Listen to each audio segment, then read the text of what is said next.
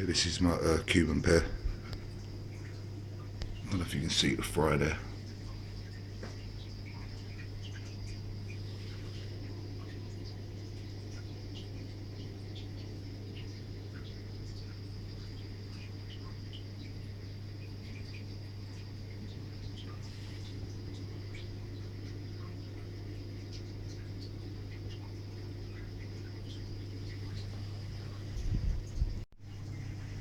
And this is my N.Haitiensis pear. I'm going to be selling these soon. I'd always wanted N.Haitiensis, but the genetics on these is complete shit.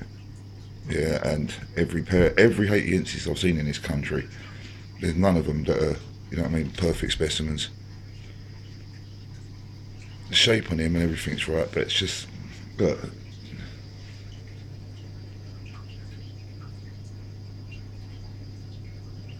So yeah, these are going to be going. And then over to my real umbee.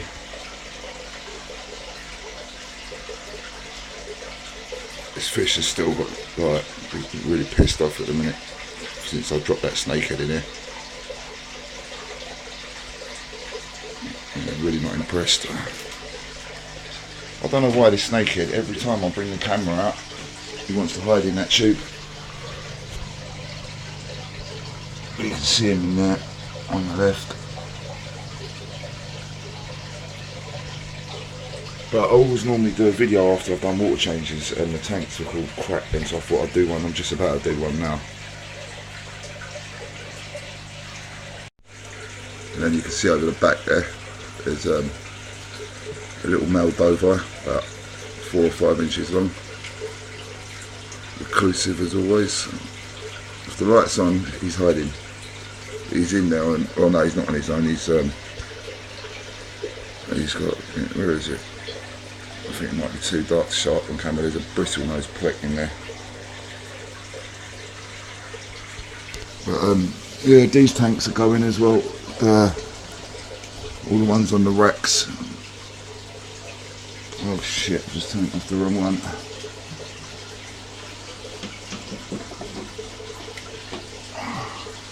Sorry, 1 second.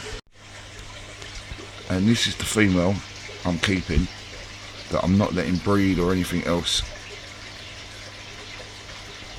I'm saving her. I'm going to grow her on as big as I can get her. The other one that's in there, who's already spawned countless times with him, I just leave them, let them get on with it. But I'm going to have my prized male and this female. But yeah, she's on her own in a 30 gallon. I used to think these were 20 gallons, what the Americans call 20 gallons. But like, these are 90 litres, so whatever that converts to. But yeah, she's lovely, this little Cuban.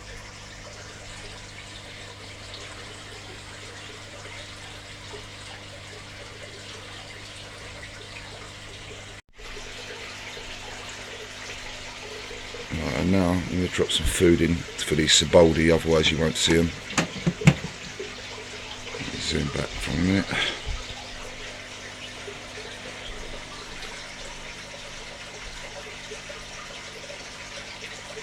Yeah, excuse the purple and pink plants and shit like that. It's literally just for to break the line of sight. Are you really not going to put in an appearance?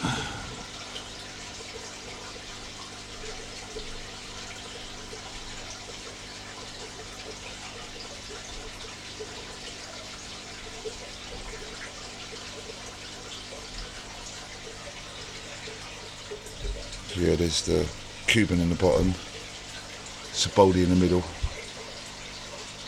and the P.Dovii in the top one. But yeah, as I said, all these tanks are going. I've already got rid of the 52020 that used to be here. So sorry, this is the tank I started on doing water changes, and in here is more Cubans.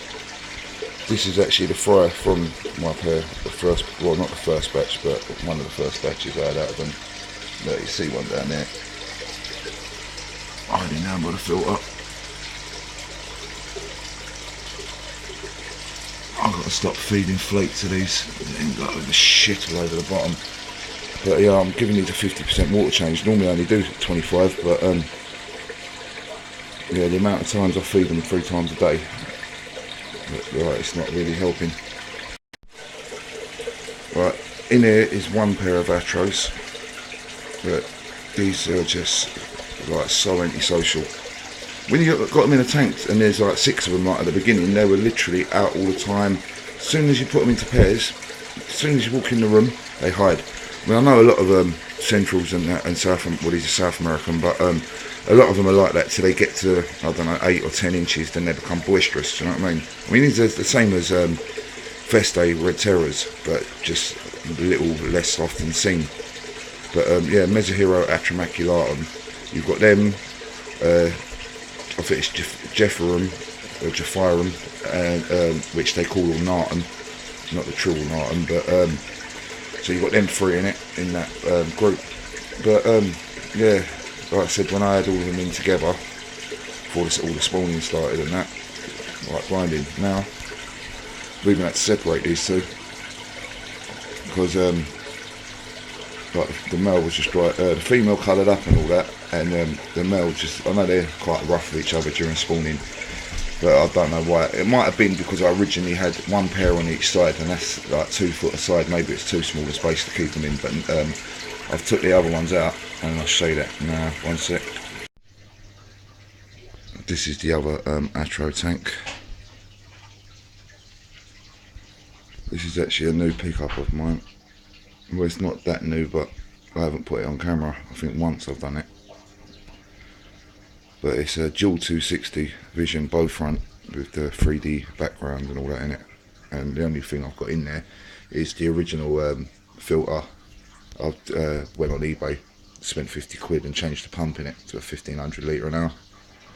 And in there, I've took, because normally it's stacked up with sponges. They're still, I don't use their pads. I've cut out a coarse medium and some fine, and then I've just got thingy bags, media bags filled up with Biohome Ultimate.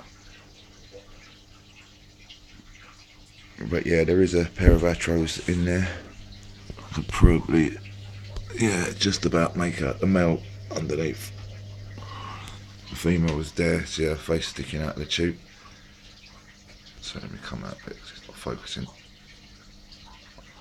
But yeah, they were, these are that pair there that I've just come away from, the Atros, they're the ones I've had to fry from. The other ones, I've had them spawn and all, I never once got fry out of them.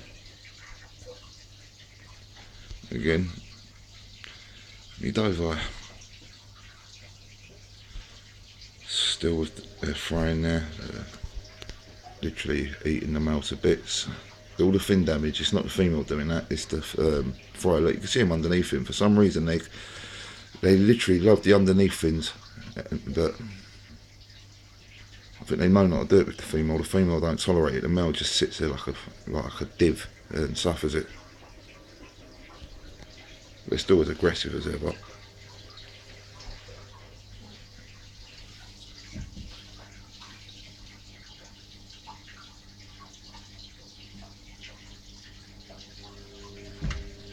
See, they both like it.